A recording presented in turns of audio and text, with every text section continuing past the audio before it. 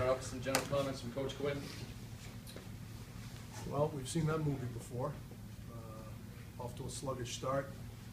I thought we actually pulled it together midway through the first period. I thought the last 7 or 8 minutes we were doing the things we need to do to have success against a team like that. I thought we had a little bit of grind and grit to our game and had some chances, and then, just bad goal. Start the second, puts them up 2-0. Then we took 3 penalties. We're on our heels a little bit, and then I thought the last 5 minutes of the second we really started to kind of control the play. And then I thought we had a great third period. And, we got the initial rush goal, which was a beautiful goal from our first line. Great play by all guys, all 5 guys on the ice, and then a great goal by the lane line. Those guys were, hemming them in a little bit, really making Maine defend, and I thought we did a good job of that in the third period in general. I thought our zone time was good. I thought we possessed it. I thought we established our forecheck, and then obviously we get the power play for the overtime, and Jack makes a great shot in the initial rush. So not easy beating a team twice in a row, especially a team like that. They're well coached. They play hard.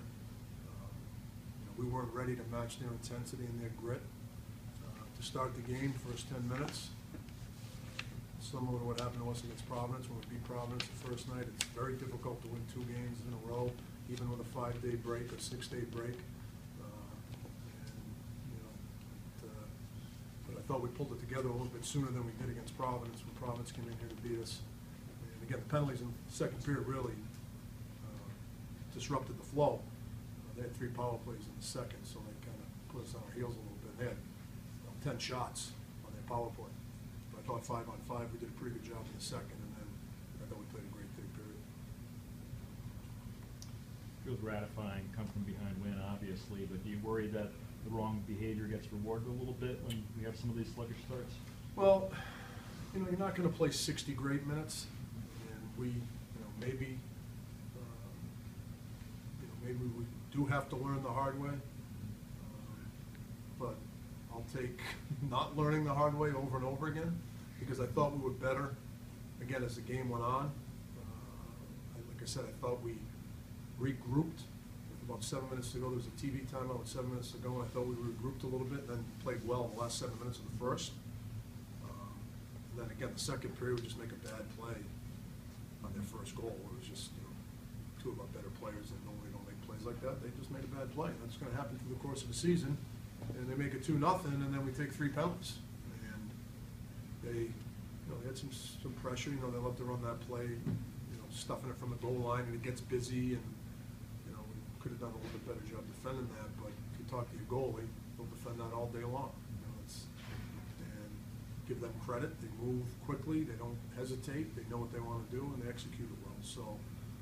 But again, I thought at the end of the second, we really started taking control of the period. And then in the third, I thought we really established our forecheck and did the things we were going to need to do if we're going to have success night in, night out in our league. Coach Gendron said he thought Eichel could play in the NHL right now if he rolled enough. What do you think? I think Jack Eichel's one hell of a hockey player, and I'm just glad he's playing at BU right now. You talked about A.J. Greer. I thought it was one of his better games. He won that one-on-one battle in back after that goal. But can you talk about his game? Yeah, A.J.'s getting better and better. He's the youngest guy in college hockey. And, we're an instant gratification society these days, so patience is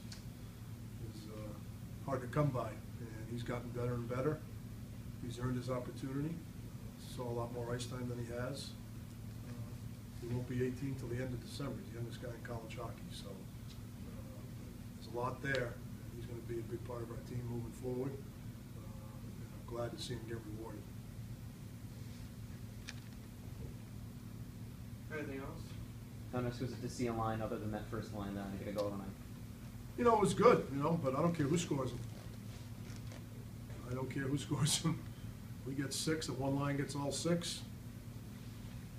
Doesn't say who's scoring up there. It says BU. So a lot of teams in college hockey have lived off their first line. You got to have a big line.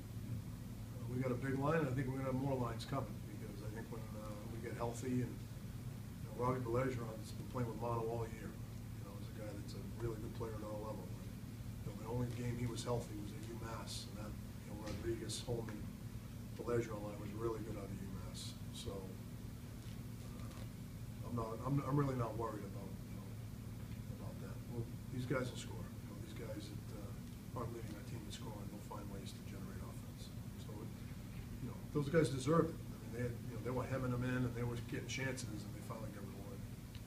What about Matt O'Connor, especially during the second period there, when they had the 3 power plays in a row? Yeah, and again, I mean, he made some great saves, but, you know, when OC and I talked about that, they love to run that play to his left, where the guy on the half wall throws it to the net, the guy at the net front, and they try to stuff it, and again, it looks busy, it looks dangerous, and it is, don't get me wrong, but he's comfortable and confident that he can make those saves. And, you know, if you look at the shot chart, you know, they're all right there, you know, 7 or 8 of their shots were literally on top of the crease, but it's not like they were one-timers, you know, it was a guy getting it, trying to stuff it. And again, you don't want to give it up, don't get me wrong, but, you know, that's their, you know, that's what they like to do on their power play. And we obviously did a good enough job after the first shot, picking sticks up and clearing pucks out, that they didn't get a goal. Do you have any idea of a timetable for Robbie? No, it's gonna be a while. I don't expect to see him until after Christmas. What's the status on Nicholas Olson? He's getting better. Another guy we miss. I mean, he gives us a very big physical presence in our lineup. He's a guy that was playing with Lane and Roberto, and, you know, could generate offense, and a guy that we're going to rely on heavily as well. And, you know, he's getting better. I think his return is sooner than Robbie's. So just take it day by day with him. Other than the penalty, really game for the summer league is jumping up a lot. You see his game progressing throughout the season. Without question. I mean, he's really made a big step. I mean, he's confident, he's decisive. For a big guy, he skates pretty well. He's moving the puck, making good, simple outlet passes. He's now a lot more physical around the puck. You know, before he looked unsure of himself and was kind of shadowing people. He's doing a much better job ending the play. And, you know, he's a big part of our team. Anything else? Thanks. Thank you.